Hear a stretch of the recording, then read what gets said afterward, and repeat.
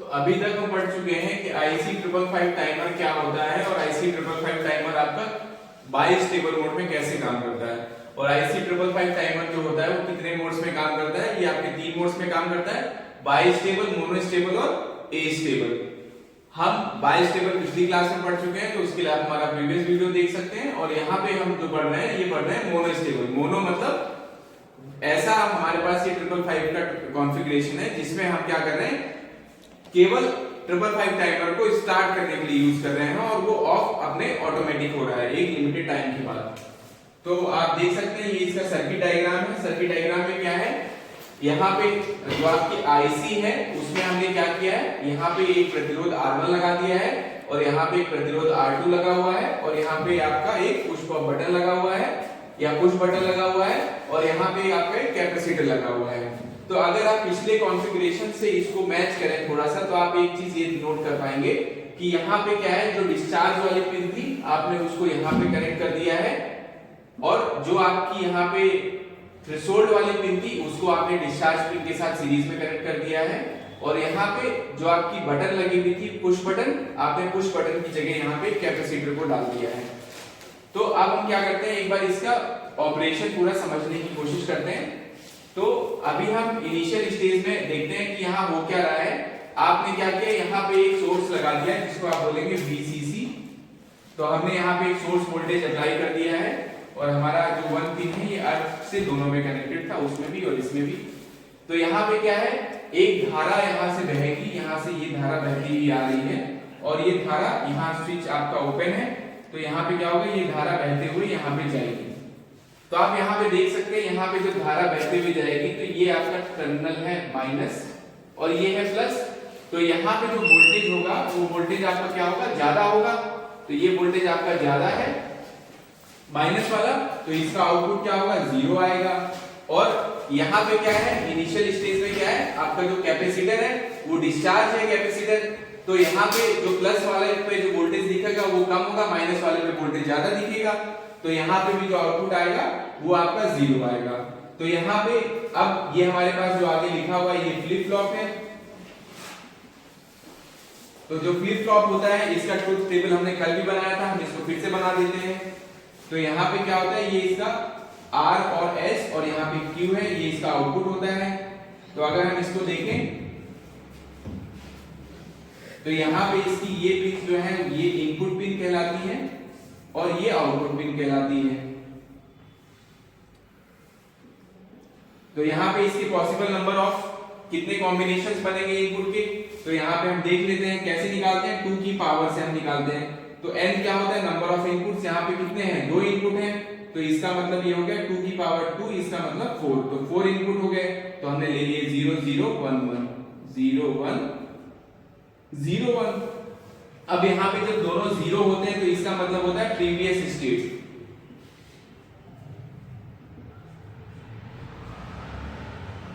Previous state का मतलब क्या होता है कि जो वैल्यू पहले से चली आ रही है। अब अगर सेट की वैल्यू 1 हो गई तो इसका मतलब हो गया 1, और अगर रीसेट की वैल्यू 1 हो गई तो यहाँ पे इसका जो Q का ऑप्शन आ जाएगा, ये आ जाएगा 0। और 1 1 जो होता है इसको आप बोलते हैं इनवैलिड स्टेट या फॉरबिडन स्टेट। तो ये आपका कॉम्बिनेशन बन गया। अब यहाँ पे आप देख सकते हैं कि 0 0 दोनों इनपुट है, 0 0 पे प्रीवियस स्टेट। तो प्रीवियस स्टेट में हम एज्यूम करके चलते हैं कि जो मोनोस्टेबल जो था उसका कोई भी आउटपुट नहीं था और आपने क्या किया है, कोई भी ट्रिगर पल्स नहीं दी है अभी। तो आपका जो ट्रिगर पल्स है ये अभी यहाँ पे क्या है, ट्रिगर आपका हाई है। तो यहाँ पे आपका ट्रिगर हाई है, तो आप यहाँ पे देख सकते हैं आपका जो ट्रिगर पल्स है ये हाई है और यहाँ पे आपने कोई भी ट्रिगर पल्स नहीं दी है। तो यहाँ पे ट्रिगर पल्स आपकी हाई है और यहाँ पे आपने कोई भी ट्रिगर नहीं दिया हुआ है। कैपेसिटर का जो वोल्टेज है वो क्या है, अभी कुछ भी नहीं है, 0 वोल्टेज है क्योंकि ये अभी डिस्चार्ज है। तो यहाँ पे जो कैपेसिटर का वोल्टेज है वो डिस्चार्ज है।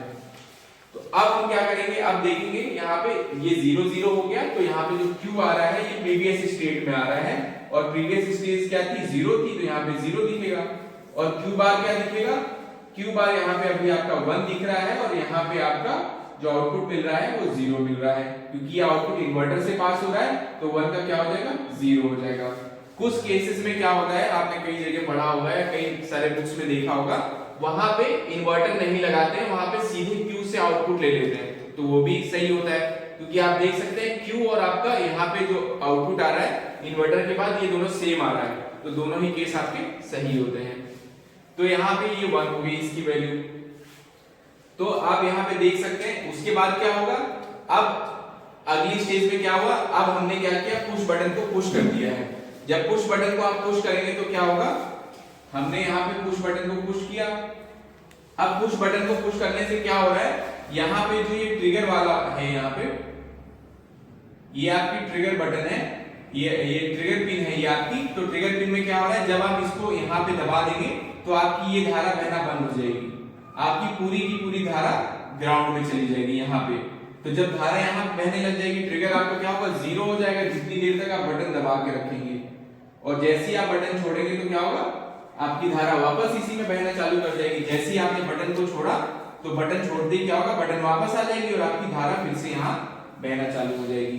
तो ये हम यहाँ पे ट्रिगर शो कर रहे हैं। अब जब आपने बटन को दबाया तो उस समय क्या होगा, जब आपने बटन को दबाया, तो जब आपने बटन को यहाँ पे दबाया है तो क्या होगा, यहाँ पे जो धारा है वो बहना आपकी बंद हो गई। और जब धारा यहाँ पे बहना बंद हो जाएगी बटन दबाते ही, तो उस केस में क्या होगा, ये जीरो हो गया और प्लस वाला ज्यादा हो गया। तो जब प्लस ज्यादा होता है ऑपरेशनल एम्पलीफायर के केस में क्या होता है, हम एक बार फिर से बता देते हैं।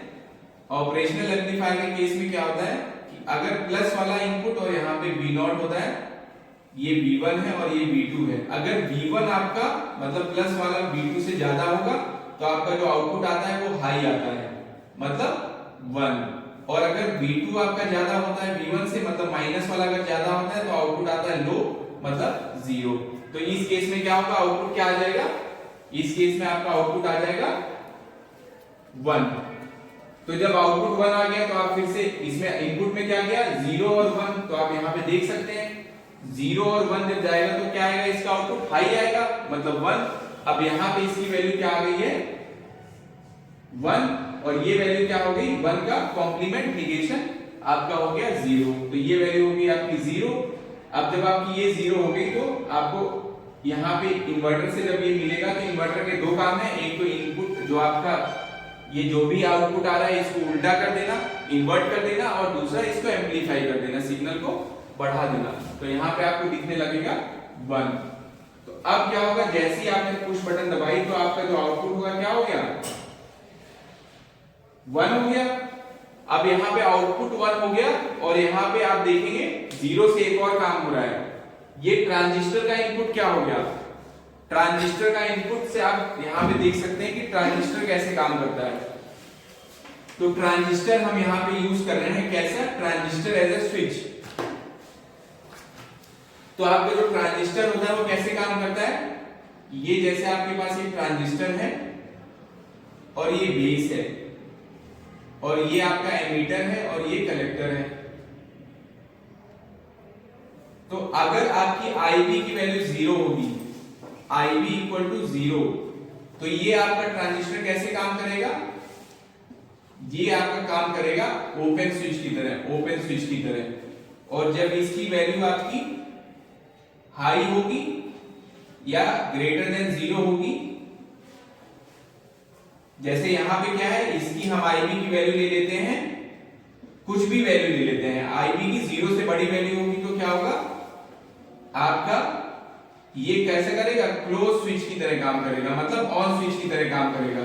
तो यहाँ पे इस समय IB की वैल्यू क्या है, 0 है, तो इस समय ये कैसा काम करेगा, क्लोज स्विच की तरह, ओपन स्विच की तरह काम करेगा। तो हम इसको ओपन स्विच बना देते हैं।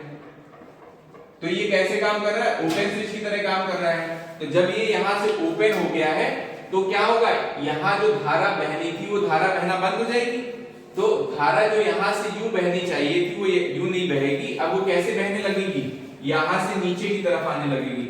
अब जो धारा की दिशा है वो दिशा ये हो जाएगी और ऐसे हो जाएगी। तो क्या होगा, आपका कैपेसिटर जो है वो चार्जिंग करने लगेगा। तो कैपेसिटर क्या करेगा, चार्ज करने लगेगा। तो जो आपका कैपेसिटर वाला वोल्टेज है वो कैसा दिखेगा, ये आपका एक वोल्टेज जो है ये चार्ज होने लगेगा, कैपेसिटर का वोल्टेज आपका चार्ज होने लगेगा। तो जैसे ही आपका ये 0 हुआ, ये 0 कब होगा, जब आपका Q की वैल्यू जैसे ही 1 हुई यहाँ पे, वैसे ही आपका Q बार क्या हो गया, 0 हो गया। और ये Q बार की वैल्यू जब 0 हो गई तो आपका ये क्या हुआ, ओपन हो गया। और ये ओपन होते ही क्या होगा, आपका कैपेसिटर डिस्चार्ज चार्जिंग स्टार्ट करने लगेगा, सीधे धारा बह के यहाँ पे आने लगेगी। तो ये कहां तक चार्ज होगा, ये आपका ये पूरा का पूरा यहां से चलता चला जाएगा, ये सर्किट आपका ऑन रहेगा। और हम सपोज करते हैं कि किसी ने यहाँ पे इस बटन को फिर से प्रेस कर दिया।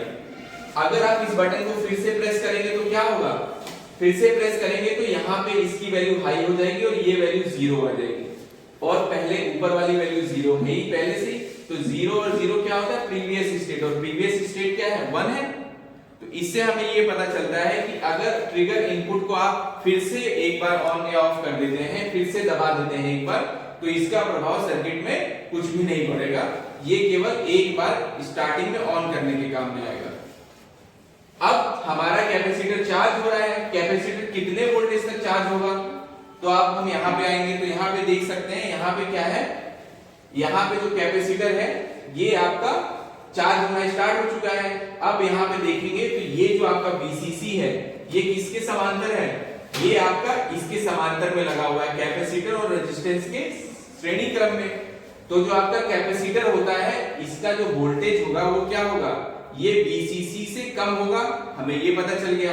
अब कितना वोल्टेज या कितने वोल्टेज से अधिक होगा, तो आप देख सकते हैं ये जो कंपैरेटर है, कंपैरेटर में कितना वोल्टेज है यहाँ तक, तो कंपैरेटर में जो वोल्टेज है ये है 2VCC/3 यहाँ तक। तो जैसे ही इसका वोल्टेज 2VCC/3 से ज्यादा होगा, जैसे ही थोड़ा सा ज्यादा होगा तो ये क्या होगा, हम मान लेते हैं कि 2VCC से 0.001 ज्यादा हो गया, मतलब थोड़ा सा ज्यादा हो गया। तो जैसे ही इसका वोल्टेज थोड़ा सा ज्यादा होगा तो क्या होगा, यहाँ पे इसकी जो वैल्यू होगी आपको पता है ये 0 ही रहेगी। 0 क्यों रहती है इसकी वैल्यू, क्योंकि यहाँ पे इसकी वैल्यू जब 0 रहती है, आप यहाँ पे कितनी बार भी इसको प्रेस कर लीजिए इसकी वैल्यू हमेशा 0 ही रहती है। तो यहाँ पे ये वैल्यू 0 है। अब ये जब आपका जो चार्ज हो रहा है, ये आपका कैपेसिटर चार्ज हो रहा है और इसकी वैल्यू जैसे ही 2VCC/3 से थोड़ी सी भी ज्यादा होगी तो आपका कंपैरेटर में प्लस वाला वोल्टेज ज्यादा हो गया। और कंपैरेटर में जब प्लस वाला वोल्टेज ज्यादा हो जाएगा माइनस वाले वोल्टेज से, तो इसका वैल्यू क्या हो जाएगा, इसका वैल्यू हो जाएगा 1। और जब इसकी वैल्यू 1 हो गई है तो आप यहाँ पे देख सकते हैं इस टेबल में, फिर से ट्रुथ टेबल में यहाँ पे क्या है, जब R की वैल्यू 1 हो और S की वैल्यू 0 हो, R की वैल्यू 1 हो और S की वैल्यू 0 हो, तो इसका Q क्या हो जाता है, 0 हो जाता है। तो Q की वैल्यू क्या हो गई, 0, और Q बार की वैल्यू क्या होगी, 1। और Q बार की जब वैल्यू 1 हो गई तो यहाँ पे क्या वैल्यू दिखेगी, आउटपुट पे 0, तो ये वैल्यू क्या हो गई, 0 हो गई। अब ये वैल्यू तो 0 हो गई, अब डिस्चार्ज सर्किट में क्या फर्क पड़ेगा, तो आपको हमने ये पहले बताया था कि यहाँ पे क्या है, डिस्चार्ज सर्किट में यहाँ पे ट्रांजिस्टर लगा हुआ है। और अब ये वैल्यू जब 1 हो गई है तो ये 1 वैल्यू मतलब क्या हुआ, आपका बेस करंट कितना हो गया, बेस करंट आपका 0 से बड़ा हो गया। जब बेस करंट आपका 0 से बड़ा हो गया तो कैसा स्विच हो गया, ये आपका हो गया क्लोज स्विच। और क्लोज स्विच का मतलब क्या होता है, यहां पे हम देखते हैं तो ये हो गया क्लोज स्विच। अब ये आपका क्लोज स्विच हो गया, तो अब क्या होगा, अब आपकी जो धारा का प्रवाह है वो आपका कैपेसिटर से क्या होगा, धारा आपकी ट्रांजिस्टर के माध्यम से फ्लो होने लगेगी।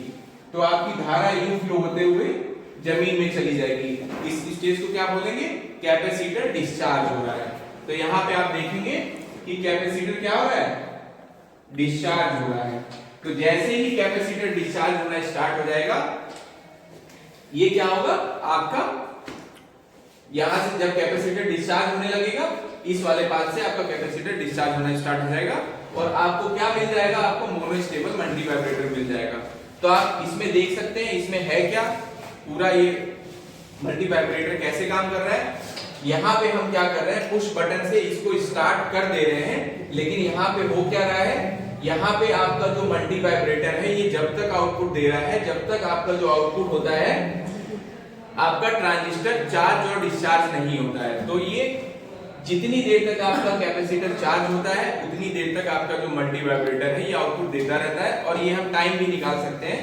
मतलब ये जो आपका टाइम पीरियड है टी, मतलब जितनी देर तक आपको इसको ऑन रखना है मल्टी वाइब्रेटर को, ये टाइम पीरियड क्या होता है, ये होता है टी इक्वल टू 1.11 या 1.1 R1 इंटू C1। मतलब जो R1 और C1 की वैल्यू होती है इसके हिसाब से आप इसका ऑन टाइम निकाल सकते हैं। मतलब ये वाला टाइम कितनी देर तक आपका मल्टी वाइब्रेटर ऑन रहेगा। अगर आपको मैं ये बता ही चुका हूं, आप कितनी बार भी पुश बटन को बीच में ऑपरेशन में ऑन करते रहिए, इसका कोई फर्क नहीं पड़ेगा। अब सपोज हमको इसको ऑपरेटर मल्टी वाइब्रेटर को फिर से ऑन करना है, तो आप क्या करेंगे, इस बटन को फिर से जब प्रेस कर देंगे तो फिर से आपका मल्टी वाइब्रेटर ऑन हो जाएगा। लेकिन कितने टाइम के लिए ऑन रहेगा, इतने टाइम के लिए ऑन रहेगा, टी टाइम के लिए, और टी टाइम की वैल्यू आप यहां से निकालते हैं। तो एक बार ये ऑफ हो गया तो आपको मैन्युअली इसको फिर से ऑन करना पड़ेगा। और यही चीज हमें यहां पता चल रही है इसके नाम से, मोनोस्टेबल मल्टी वाइब्रेटर। मतलब मोनोस्टेबल मतलब मोनो मतलब एक, सिंगल। तो आप केवल इस केस में क्या कर पा रहे हैं, इसको स्टार्ट कर पा रहे हैं। बाइस्टेबल में क्या हो रहा था, बाइस्टेबल में हम इसको ऑन भी कर ले रहे थे और अपनी मर्जी से ऑफ भी कर पा रहे थे। उसके लिए आप हमारे प्रीवियस वीडियो को देख सकते हैं।